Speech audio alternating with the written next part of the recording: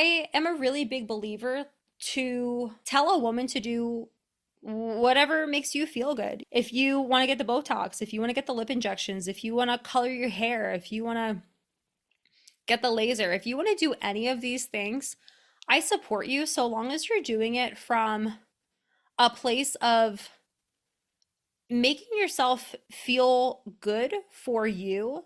What I don't support is you're doing all of this stuff to your body for somebody else, or you're doing all of this stuff to your body because you think it's going to make other people like you more. That's something that I have a hard time getting on board with.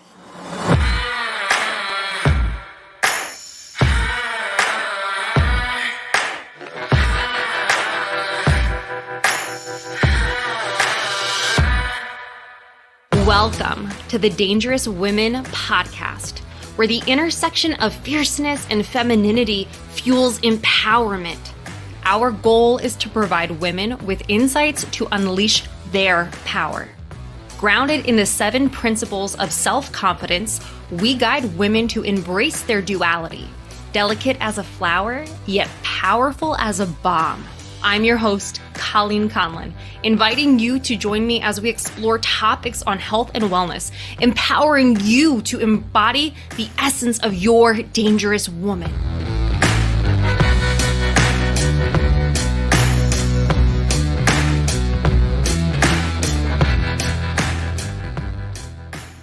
Okay, hair, makeup, all that jazz, that's what we're getting into today. I have no expert advice on this topic. I just have my story, my stories, and I'm going to share them with you. So buckle up for this one, beautiful, because here we go. So I grew up with an older sister, and my older sister was really into hair and makeup. So anything that you see of me with my hair and my makeup, I probably learned it from my older sister. I started putting makeup on like regularly in the 6th grade, and I would say my makeup routine really hasn't changed. This past year, I started working on throwing on a cat eye, and sometimes they look a little bit more like cousins than twins, but I do my best. And I really like it. You know, playing with the cat eye, playing with makeup, it has definitely been a way that has allowed me to connect more with my feminine energy, and it's really fun. On the topic of energy, there was a really long time where I feel like I was just living in wounded feminine energy, and then I was just in like masculine energy all day, every day. And it's taken me some really consistent work to spend more time in my feminine and then finding a healthy feminine, finding a healthy masculine, and doing stuff like wearing some more feminine clothes, doing my hair, doing my makeup has really helped me to tangibly connect to that part of my energy. But what I want to get into you with now is a couple of stories. So, do you know about the first time I got my eyelashes done? Okay. So I'm trying to remember when eyelashes came out. I mean, obviously, like we all have eyelashes, but you remember when like it started to become a thing to go get your eyelashes done? So at the time, I was like a baby 20 something year old working as a green fitness professional in New York City, and I had no money. Oh my gosh, no freaking money. And I worked at a gym at the time. I worked at a Lifetime. So if you know anything about Lifetime, they have everything under one roof. So you have training stuff, and you also have food stuff, and you have spa stuff. And our spa tech was like the coolest girl. Gorgeous skin, hair, just like everything about her felt, oh my gosh, beautiful. I want that. And she told me that she just got certified to do lashes. And I remember just thinking, oh my gosh, it would be amazing to get my eyelashes done. I would save so much time not putting on eyeliner and mascara. I would love to get my lashes done. Let's fucking go. And I was like, I can't afford to do this. So maybe I could train her do a couple sessions with her and she'll do my eyelashes. So I remember bringing this up to her. Her name is Amanda. I was like, Amanda, can we do the little tradesies? And she was like, oh, we don't need to do any trading. I'm certified, but I've never done this before. Maybe you can be like the first person that I do this on. And I was like, oh my gosh, this is perfect. I will absolutely be the first person that you do this on. And that was my error.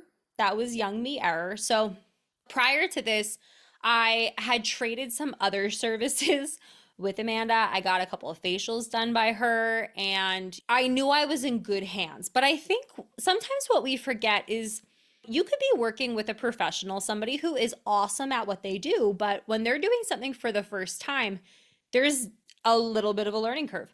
And Amanda had a little bit of a learning curve with me. So I'm like sitting on the table, comfy, we're shooting the shit. And when you get your eyelashes done, I actually have only ever done my eyelashes this one time because of this one time. So I don't actually know if this is normal or what is supposed to happen.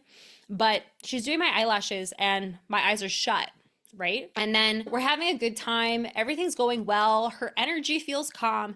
And she says, okay, open your eye. And I'm like, Amanda, I can't open my fucking eyes. She's, what do you mean? Just open your eyes. And I'm just like, Amanda, my eyes feel like they're glued shut. And truth be told, she fucking glued my eyes shut. So I remember just experiencing this really painful moment where like you are doing everything you can to try to open up your eye and it just won't go. So she's like also trying to peel it open simultaneously. And we don't just do this on one side, we have to do this on both sides. And after that experience, I remember just like looking at my eyes, being like, wow, pain is beauty. This is gorgeous. And then 2 weeks later, half of the lashes in my one like fell out and I felt like the baby doll from Toy Story. And I never got my eyelashes done after that. But I do love how they look. So if anybody has any tips for me on that moving forward, help your girl out. So the other thing that happened to me in this world was microblading. So I gave microblading a shot twice. So I feel like every little girl goes through this experience, especially if you're like a hairy little girl. So I'm Italian and I was a very hairy child. And my eyebrows were like Oscar the Grouch level. Oh, and my eyelashes were like Bert from Sesame Street level. And I remember as a little kid, I started getting really self-conscious around my eyebrows. I don't remember if anybody made fun of me for them, but I felt really self-conscious early on. Like I started shaving my legs in the second grade because I refused to wear shorts because I was just so hairy. And I remember one day I saw that my mom had tweezers and I saw her tweezing her eyebrows. And I was like, oh, mom has really thin eyebrows. Maybe I can have really thin eyebrows too. And I was in the fourth grade when I got my hands on a pair of tweezers.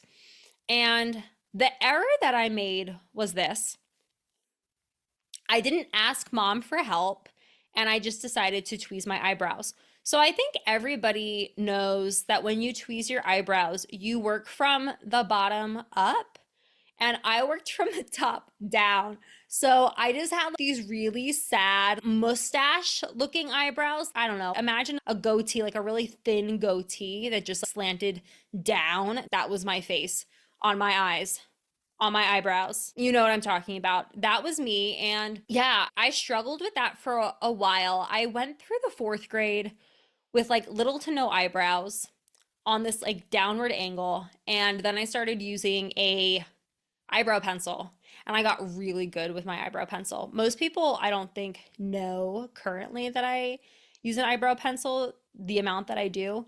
But there was a time, fun fact, there was a time, and if you like go all the way back to my Instagram feed, or if you stalk me on Facebook, there was a time I got a little bit too friendly with the eyebrow pencil and I just looked like thick eyebrow energy. And I was like, at some point between like thick eyebrow energy and where they're at right now, I met another person who was recently certified to do microblading. So she came to my house. So I used to work on set for a fitness app called Daily Burn. And the woman at the time who was our hair and makeup person is the one who came to my house and she microbladed my eyes. So I was told this is going to be painful. I was told it's going to feel kind of like cats scratching you. And I was like, okay, not so bad. I can do this. I've gotten tattoos before. I can do this. So I do it. And yeah, it's not a walk in the park. It is pretty freaking uncomfortable. And then I was told, afterwards, don't sweat. Okay, don't sweat. So I'm like, okay, I'm not going to work out. I'm not going to work out for however many days, but I still have to teach. And at the time, I had not mastered my coaching skills and I was like working out with my class. And I totally sweat them off. So I remember messaging her, sad me, sad eyebrows, just, oh my gosh, they're like not here anymore. Can you help me? And she came back. So for those of you who get microblading done, I got it done on a Tuesday and she came back like 3 Tuesdays later. So I am not healed and she goes back at it again. Now this time I'm like, fuck, I don't want to keep going through this. I'm going to make sure I'm, not jumping around in my classes. I'm not working out. And they look good. They look really good. And after 2 weeks, they just disappear. And I remember talking to somebody and they were like, yeah, not all skin types can take this stuff very well. For some people, it'll go on and then it just kind of comes right off. And I was like, ugh, why do I have to be that person? So anyways, after those 2 times, I was like, you know what? I think I'm just like an eyebrow pencil gal. Let's move on. Let's not keep going through this. Let's move on. So I haven't tried it since. But if anybody is like, Colleen, you missed the boat on that. Let me help you out. Help me out. Drop into my DMs. The last thing I want to talk to you about that I have gone through is the combination of sugaring, waxing, and laser hair removal. So, again, Italian blood, we are hairy as fuck, right? And I remember first time I don't even know if it was wax or sugar, but I got one of these things done right before my wedding because I was like, oh, I'm a bride. I'm not even a fucking virgin at the time, but I'm like, oh, I'm a bride. I want to be like totally clean and smooth for my wedding. And I get it done. It hurts so much. And me at the time didn't realize, oh, shave it down. So I had full on bush get ripped up out of me and I was in so much pain. I remember being like, I can't sit on my bike. At the time I was teaching all of these indoor cycling classes and I was like, I literally can't sit on the bike because my pussy is so freaking pummeled right now. But it wasn't so bad to the point where I was like, I'm not going to do this again. So I remember I moved to the state of Arizona and I had a girlfriend who was really into sugaring. And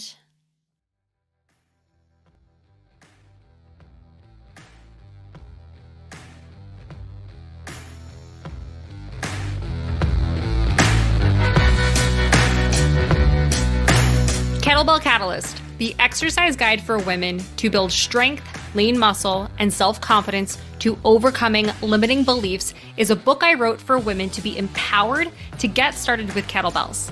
In this book, not only will you learn the 101 details of hardstyle kettlebell technique, but you will also meet lots of women who were brave enough to try using kettlebells and hear how they transformed both physically and mentally. To buy your copy, visit Amazon or Barnes & Noble today.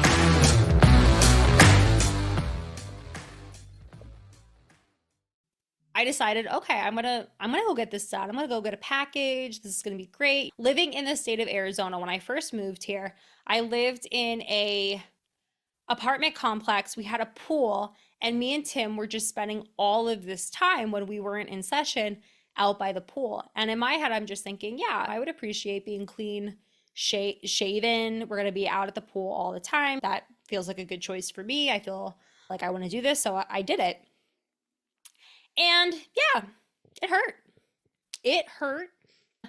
But what I really appreciate about the gals who do that job are how calm they are. They do this all the time.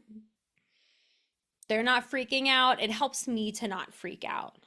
But the one time I freak out is when I have a new person. So again, when you have a new person, there's a little bit of a learning curve. And you know what? I would never be like, I can't go to the new person because they're the new person. But for certain things, I don't want to go to the fucking new person. I want the seasoned veteran. Give me the person who has done this the longest. That's what I want. For something like waxing, that is exactly what I want.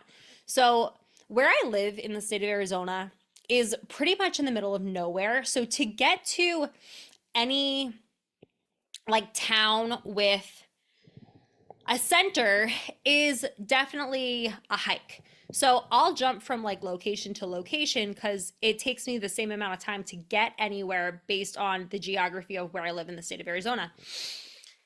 So I remember going to this one place and this girl, I knew right out the gate, you were new. And I knew that because of where she started. So all of my appointments prior, they always start like, I'm like trying to remember now because it's been a while since I've gotten a wax, but they would always start on the front portion of the pubic bone. And she started, I feel like she was on my labias right out the gate. And I was like, oh, we're not ready to go down there. Buy me dinner first. And I remember asking her at that moment, I was like, so how long have you been doing this for? And she was like, oh, it's my first day. And I was like, no. You like, when you have that dread, you're like, okay, we're doing something really sensitive right now. I want to trust that I have the seasoned professional working on me. I don't want the newbie. And you're just like, I hope I make it out alive. That was what was going on in my head. I hope I make it out alive. I hope my pussy is okay by the end of this. And it was definitely a little anxious. Definitely didn't feel like, all right, you're my girl now. But that was definitely a moment where I definitely felt the odds in a situation like that. And then I felt that way again getting laser hair removal. Now, for anybody who has done waxing, sugaring, and laser hair removal on the bikini and Brazil area, laser fucking hurts. Do not let anyone fool you. I remember when I went in to get my first treatment and I was considering, was this something I want to do? And to me, I was like, waxing hurts. Waxing hurts and I'm going to have to keep doing it. So in my head, I was like, yeah, I'm going to do laser. It's a little bit more of an investment, but I'll do it once and then I won't have to do it again. And the place that I go to, I have this deal where if I were to have a baby or if for some reason due to hormones the hair would come back, I can do the whole process again and I won't be charged anymore. So in my head, logically, I'm like, this makes a lot more financial sense. I'm only going to have to go X amount of times. Let's do it. And the woman who's selling me the package, she's, yeah, this is not bad at all. If you can do waxing, you can do sugaring. This is going to be like nothing. It's just little rubber bands smacking you. And in my head, I'm just like, okay, if it's somebody's saying it's not as bad as sugaring and waxing, like I can totally handle this. It's way fucking worse. So you are on a table. If you haven't had laser before, you're on a table, very much like a doctor's table, right? And you're working with a nurse. Okay. We have like nurse level practitioners in this space. And they use this machine that is burning. And I say like burning because I'm not entirely sure what the technical terminology is, but they're using this laser and you are getting burned so that the hair follicles stop growing. Okay. And it literally smells like skin on fire. It is a super unpleasant smell, and it hurts. So every time I go, I pop a couple Tylenol. And I remember after my first appointment, the girl was like, "Oh, we have numbing cream if you need something more in the future." And I was like, "Yeah, I need 5 gallons. Give me the Costco code so I can go and get it right now." And then I went back for my next one and I was like, "Okay, so where's the numbing cream?" And they were like, "What are you talking about?" Apparently, there is no numbing cream. You get Tylenol, and that's pretty much it. So at this point, I'm thinking to myself, do I actually want to keep doing this? And truth be told, no, I don't. I actually kind of want my money back because it really hurts. I can't get my money back. So I'm like, all right, I signed up. I guess we're doing the thing now for the next year. And this is probably like the most uncomfortable moment every couple of months. I hate laser hair removal, it really burns. And as you go more and more into your treatments, they have to use a stronger and stronger laser. So as you continue to progress, you don't get more used to it. It becomes more and more painful. And again, I live in the middle of nowhere. So I kind of hop around from location to location based on my schedule, their schedule. And I go to this one location and oh my gosh, I have this nurse who's working on me and she's brand new. Now, listen, in my head, I'm thinking to myself, she's a nurse. She's a nurse. She's got your back. Relax. And then when it comes to when it really comes to any of this stuff, something that I appreciate knowing is that whoever is working on me, I want to know that they do this thing as well. Like, I want to know you feel my pain, you understand, how to take care of a patient who has to, not has to, who's choosing to go through this experience. So, all of the gals who are working on me up until this point, they've all told me, like, yeah, I've done this. I've done it on my armpits. I've done it on my legs. I've done it to my bikini. I've gotten Brazilian done. Yeah, this kind of sucks. We're going to make it as comfortable for you as possible. And this new nurse, I'm thinking to myself, okay, she's new. It's okay. She's not new to being a nurse. It's okay. And I asked her, so how many of these types of treatments have you had? And she was like, one. And I was like, oh, fuck. And the reason I said, oh, fuck, is because I was on treatment 5. And treatment 1, it hurt, but treatment 1 was nothing like treatment number 2, 3, 4. So I knew treatment number 5 was probably going to be pretty wild. And like when I say wild, so if you are somebody who's sugared or waxed before, it's wow, this really hurts in this moment, but then it's done. Yeah, with laser, they keep going at you in all of these really small little spots, and it just feels like it's taking forever. So I'm wiggling like a worm, and I have a really high pain tolerance, and I just can't keep it together. And this woman, this nurse, she keeps making comments like, "Are you okay? Do we need to stop? You seem a little uneasy."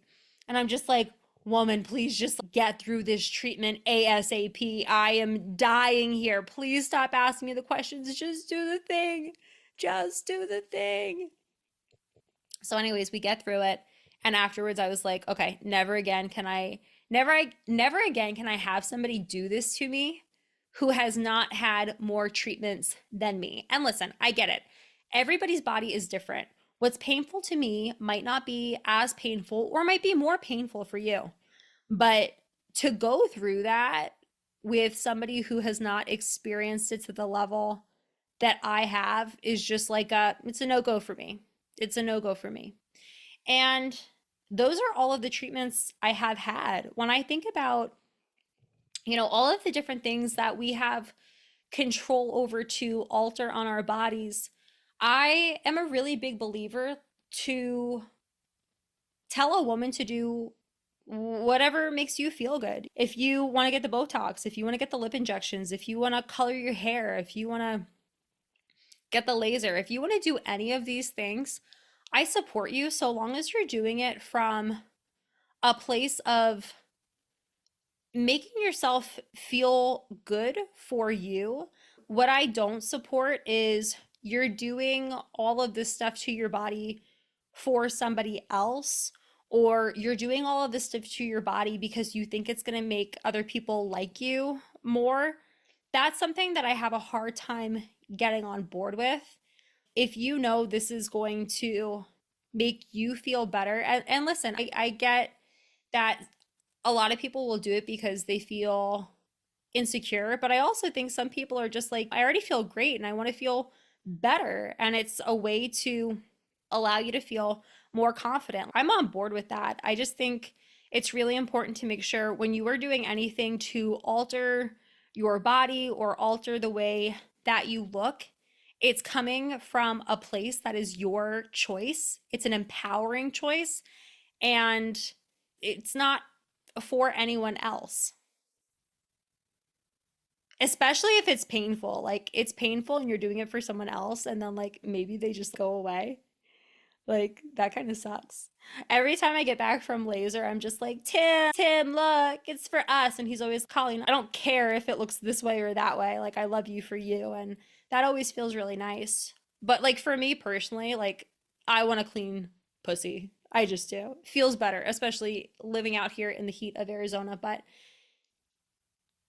yeah, it's important that you are making choices that make you feel good in your skin, that are truly yours and not others. Thank you for listening to the Dangerous Women podcast. If you had any groundbreaking takeaways from today's episode, please tag us on social at the Dangerous Women podcast. To make sure you never miss an episode, subscribe below.